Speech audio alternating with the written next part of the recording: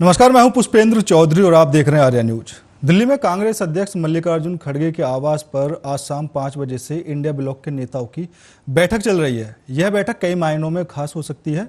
India block के सभी नेताओं को बैठक में बुलाने का सीधा सा अनुमान यही लगाया जा रहा है कि वो डिप्टी स्पीकर के पद को लेकर भी चर्चा कर सकते हैं और अब आगे की क्या रणनीति होगी, नीट को लेकर भी सदन में सरकार को घेर सकते हैं। तो कई तरह की बातें निकलकर अब सामने आ सकती हैं। इस पर भी वो चर्चा करेंगे। बैठक में सपा सुप्रीमो अखिलेश यादव, कांग्रेस नेता राहुल गांधी के अलावा कांग्रेस सांसद जयराम रमेश, एनसीपी एससीपी नेता शरद पवार के अलावा कई दिग्गज नेता बैठक में मौजूद हैं। वहीं एनडीए ने लोकसभा में डिप्टी स्पीकर के पद को लेकर चुप्पी साध रखी है। इंडिया ब्लॉक के नेता इस बात पर जोर दे रहे हैं कि उपाध्यक्ष का पद विपक्ष के पास होना चाहिए। हालांकि इस पर भाजपा की ओर से कोई स्पष्टता नहीं मिलने के बाद इंडिया ब्लॉक ने अध्यक्ष पद के लिए कांग्रेस सांसद के सुरेश नाम को नामित किया था, जिसके बाद ओम बिरला को कांग्रेस अध्यक्ष लोकसभा का अध्यक्ष चुन लिया गया था। ध्वनि मत से उनको चुना गया था। तो आज मल्लिकार्जुन खड़गे के आवास पर इंडिया ब्लॉक के नेताओं की बैठक चल रही है और यह बैठक कई मायनों में खास हो सकती है, क्योंकि अब वो सरकार को घेरने का काम सदन में करेंगे और अब कौन से मुद्दे इंडिया ब्लॉक के पास होंगे वो उनको उठाने की पूरी कोशिश करेंगे।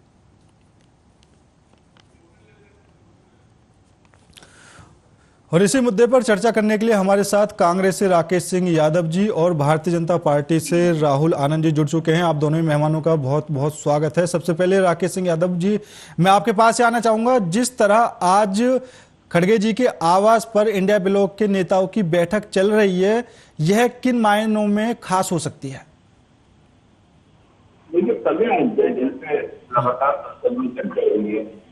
आज का विषय ले रहे हैं तो सिंगल को लेकर बात है, संविधान को लेकर बात है, उस विषय से, उपाध्यक्ष पद के विषय से। तो लगातार जो सरकार ने पिछले 9 साल से जिस तरीके से तानाशाही से काम किया, अब आगे जो जनता की आवाज है, विपक्ष की आवाज है, वो सरकार सुने, उसके अनुसार निर्णय ले। हम एक मत होंगे संसद में, अपनी बात रखेंगे तो जनता के हकों की मांग करेंगे। इसी बात की सारे मीटिंग का आयोजन जी बिल्कुल। राहुल आनंद जी, जैसा शुरू से ही कांग्रेस कहती आ रही थी कि उपाध्यक्ष का जो पद है वो विपक्ष को मिलना चाहिए, क्योंकि जो पहले से ही ऐसी परंपरा चलती हुई आ रही थी, लेकिन अभी भाजपा की तरफ से किसी तरह की कोई स्पष्टता सामने नहीं आई है। आखिर क्या वजह हो सकती है?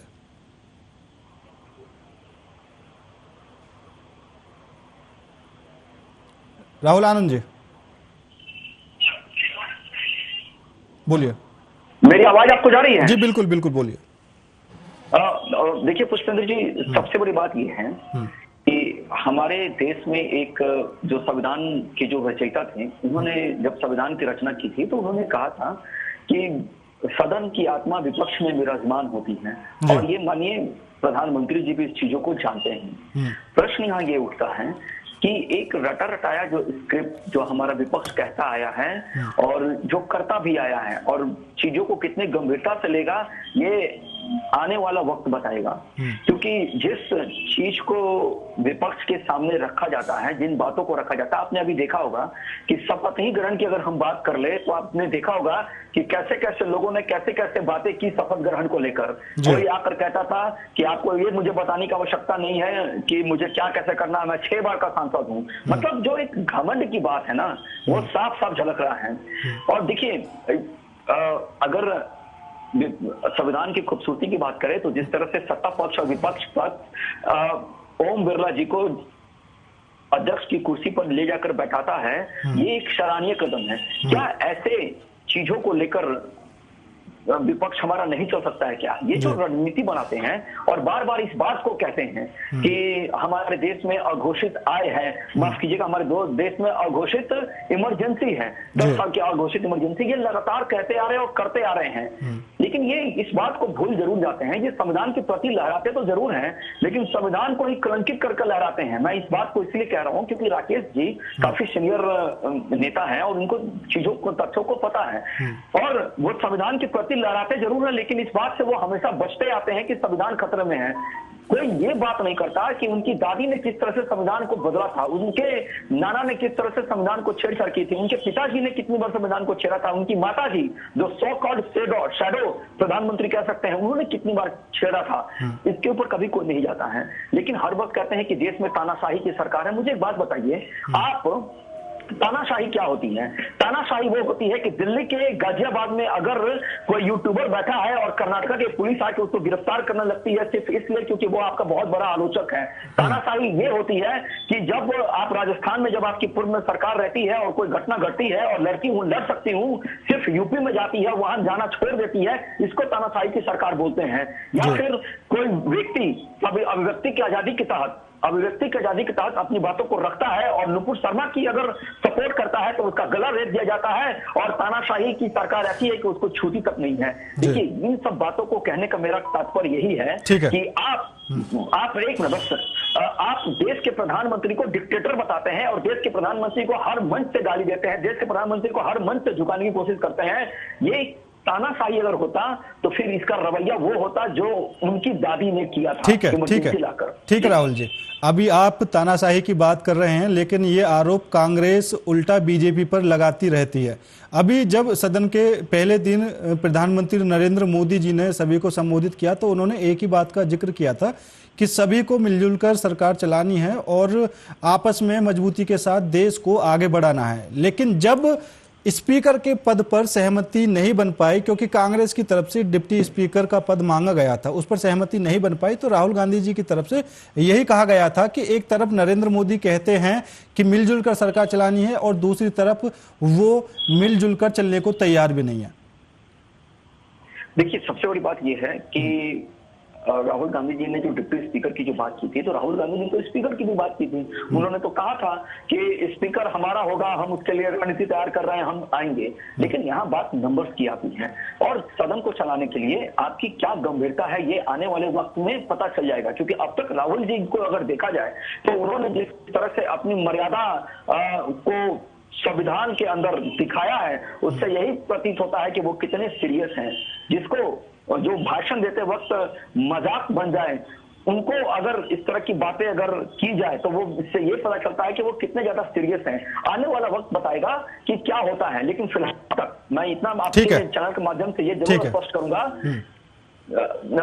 स्पष्ट करना चाहूंगा कि सरकार मिलजुल कर चलानी है। एक कदम आप बढ़िए, 2 कदम हम आपके साथ चलेंगे। ठीक है राकेश जी, अभी राहुल जी ने जो बात कही कि राहुल गांधी ऐसी बात कर देते हैं कि उल्टा उनका मजाक बन जाता है, लेकिन अभी अगर हम राहुल गांधी जी के कैरियर की बात करें कि उन्होंने राजनीति में अभी तक क्या किया है, कई बार ऐसे मौके मिले जब उनको बड़े पद मिलने की संभावना थी। खुद मनमोहन जी ने उनको बड़ा पद देने की बात कही थी, लेकिन उन्होंने एक ही बात कही कि मैं अनुभव के आधार पर आगे बढ़ूंगा, और आज उन्होंने जो करके दिखाया है अनुभव के आधार पर ही वो आज चुने गए हैं। राकेश जी, देखिए, कुछ समय पहले की बात है, प्रधानमंत्री जी इंटरव्यू दे रहे थे, उसका जवाब जब उनसे पूछा गया कि राहुल बोलना है, राहुल जी, ये उनका जवाब था जो सब जगह वायरल है। जनता ने जवाब दिया है कि राहुल जी, है ना। अब पूछना पड़ रहा है कि राहुल जी आपके ये होता है प्रजातंत्र, ये होता है। राहुल जी ने जो भी पद छोड़े तो जो उन्होंने संघर्ष करा जमीन से, आज जहाँ उन्होंने कांग्रेस को ले जाकर खड़ा किया, इस तरह के पूरा एक भ्रम फैलाने के बाद उनके खिलाफ एक पूरी योजना बना के प्रचारित किया गया। आज वो सब उल्टे मुंह जो दावे प्रधानमंत्री ने किए, जो मोदी की गारंटी थी, वो मोदी की गारंटी नहीं होगी। आज राष्ट्रपति का अभिभाषण आपने आप सुना होगा, उसमें मोदी की गारंटी का जिक्र पाया हुआ है। आपातकाल ख्याल है। मेरा ये सवाल है भाजपा से कि आपातकाल का अगर आप जिक्र कर रहे हो तो 2 राजनीतिक पार्टियों के बीच का मसला था, लेकिन राष्ट्रपति के अभिभाषण में देश की आजादी का भी जिक्र होना था कि 16 साल नेहरू जी जेल में रहे, भाजपा का कौन सा नेता जेल में रहा। इनके नेता तो ये बोलते हुए सुने गए कि हम आपातकाल में 1 साल जेल में रहते तो हमारा घर परिवार खत्म हो गया था, हमें पेंशन दी जाए, पेंशन भी मांग रहे हैं, मध्य प्रदेश में पेंशन भी शुरू हो चुकी है। इनको पीछा बन दिया वो जिन्होंने देश के लिए जान दी, जिस पार्टी के लोगों ने अपना सर्वस्व निछावर करा, उनका जिक्र राष्ट्रपति का अभिभाषण में नहीं होता। अगर आपातकाल का जिक्र करना है तो गुजरात दंगों का भी कीजिए, लाखों लोग मारे गए थे, यही आपके प्रधानमंत्री जी मुख्यमंत्री थे। रथ यात्रा का भी जिक्र कीजिए, बाबरी मस्जिद का भी जिक्र कीजिए, कितने लोग मारे गए थे, वो तो सब देश के सांप्रदायिक मसले थे, वहां भी भाजपा ने कोई कसर नहीं छोड़ी थी। तो जब आप एक किसी चीज को टारगेट करने की कोशिश करते हैं, संविधान के खिलाफ आप आपातकाल को लाते हैं, तो आप सफल नहीं हो पाएंगे, क्योंकि संविधान अपने आप में बड़ा है। आपने सिंगल स्थापित करा, आज हर सांसद मांग कर रहा है कि वो संविधान की कॉपी है, संविधान की प्रतिलिपि स्थापित होना चाहिए। ठीक है, संसद संविधान से चलती है, राजनीति से नहीं चलती। ठीक है राहुल जी, जब सदन के पहले दिन सभी सांसद शपथ ले रहे थे, इंडिया गठबंधन के जो सांसद थे वो संविधान की कॉपियां लेकर वहां पहुंचे और उन्होंने एक संदेश देने की कोशिश की कि अब की बार जो सदन चलेगा, जो सरकार चलेगी, वो संवैधानिक तरीके से चलेगी। तो इसका सीधा सा मतलब क्या था? क्योंकि जब नरेंद्र मोदी सांसद की शपथ ले रहे थे तभी इंडिया गठबंधन के नेताओं ने संविधान की कॉपी दिखाना शुरू कर दिया था।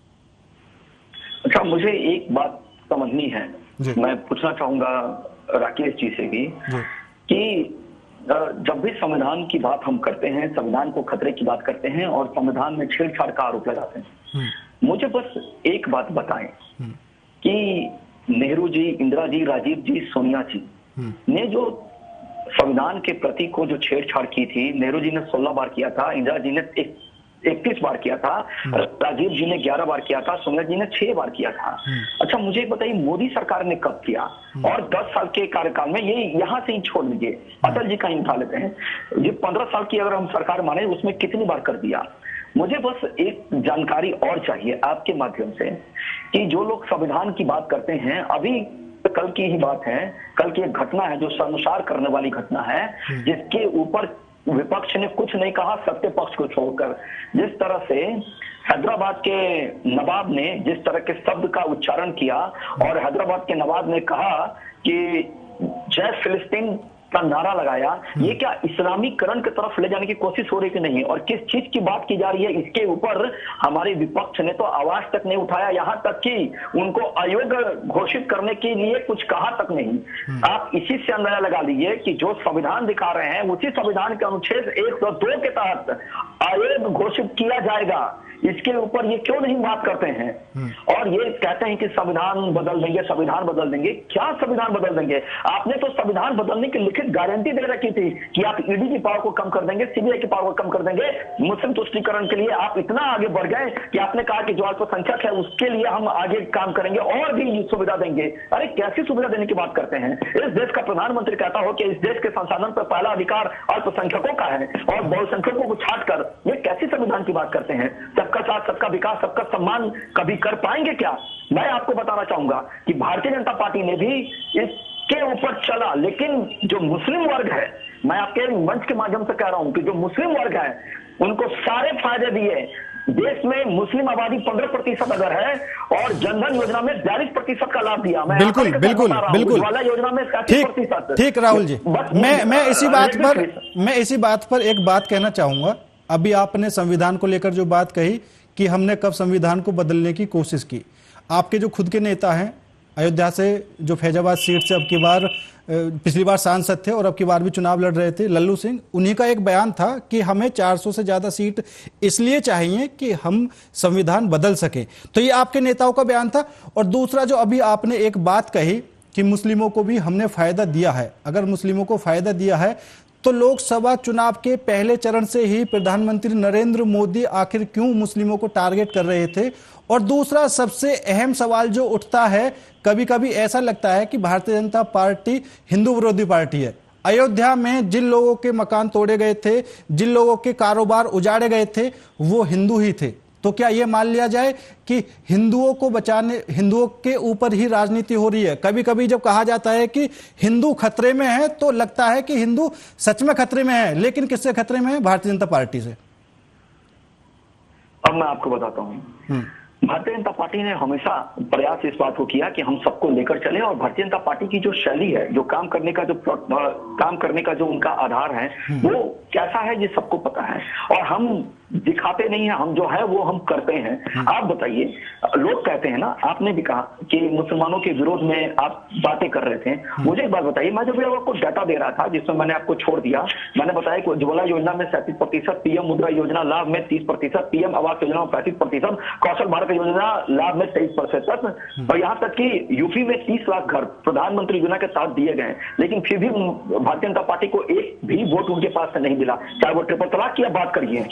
लेकिन हमने किसी का साथ नहीं छोड़ा, और जहां वो इस्तेमाल होते हैं उनके पास वो पहले जाकर खड़े हो जाते हैं, ये कहकर कि कौन सी पार्टी भारतीय जनता पार्टी को हराने के लिए मजबूती के साथ आखिरी में खड़ी है। मैं बात यहां कर रहा हूं। मैं ये बात आपको कहना चाहूंगा कि आप अयोध्या की बात करते हैं, अयोध्या की बात करते हैं, मैं अयोध्या पे आता हूं। देखिए, अभी थोड़ी देर पहले की एक घटना थी, मक्का मदीना में लाखों लोग मर गए और सड़कों पर लाशें बिछी हैं। किसी सेकुलर नेता ने इस बात को नहीं कहा कि काश मक्का मदीना की जगह हॉस्पिटल होता तो सारे लोगों की जान बच जाते हैं, लेकिन उनको अयोध्या में यह बात को जरूर बोलना है। और जहां तक प्रश्न उठता है हिंदुओं के घर को तोड़ने का, तो मैं आपको बताऊं कि जब कॉरिडोर बनता है तो उसके डबल ट्रिपल मुआवजे दिए जाते हैं। जो नैरेटिव करने की कोशिश की गई थी और जो नैरेटिव चलाने की बात की गई थी, वो नैरेटिव का भी बाद में खुलासा हुआ, सबको घर मिला और सबको पैसे मिले, और सरकार एक अलग से व्यवस्था कर रही है मार्केट बनाने का, ये भी जानकारी है। मैं आपको एक चीज और बताना चाहूंगा कि जो इस बात को कहते हैं ये संविधान बदलने की जो बयान की बातें कर रहे थे, तो मैंने पहले भी इस बात को स्पष्ट किया था कि 400 पार का जो नारा इसलिए चाहिए कि जो लोग अपनी जाति को छुपाकर दूसरे धर्म के लड़कियों को अपने वश में करने की कोशिश करते हैं, उनके खिलाफ हमारी लड़ाई थी। मैं जो लोग कानून को कम करने की बात कर रहे थे और देश के अंदर घुसपैठिए बढ़ा दिए थे, इनके ऊपर संशोधन करने की जरूरत थी। चलिए ठीक है राहुल जी, ठीक है, मैं आपके पास वापस आऊंगा। और ये जो आप योजनाओं की बात कर रही हैं, एक योजना मेरे पास भी है, उसके बारे में बात करेंगे। फिलहाल कमेंट ले लेते हैं राकेश जी से। देखिए, मैं पूरी बात सुन रहा था। अभी ये बोल रहे थे कि हैदराबाद के जो नवाब है, निजाम है, उन्होंने जय किसान बोला। उस समय बीजेपी के सांसदों ने क्या बोला सुना था इन्होंने? क्या हिंदू राष्ट्र जी, इस पर कोई कार्रवाई हुई? ये हिंदू राष्ट्र क्या संविधान का पान नहीं?